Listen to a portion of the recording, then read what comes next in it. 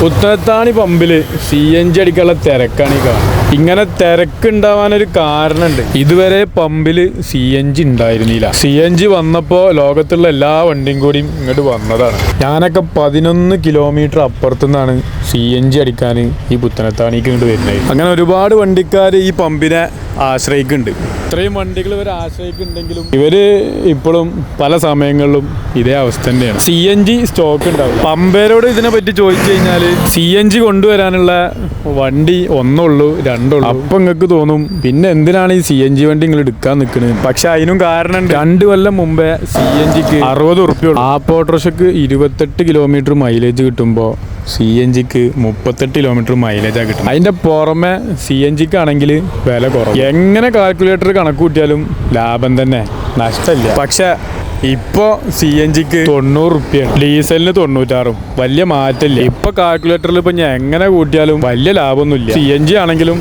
ഡീസലാണെങ്കിലും ഏകദേശം സെയിം തന്നെ. കാരണം എന്താ വെച്ചാൽ 11 കിലോമീറ്റർ പോയിട്ടാണ് CNG അടിക്കണേ. അപ്പൊ ഈ ദൂരത്തു നിന്നൊക്കെ വന്ന് അടിക്കുമ്പോൾ അതിന്റെ ഒരു പരിഗണനയെങ്കിലും ഈ പമ്പിൽ നമുക്ക് തരണ്ടേ? അതുമില്ല.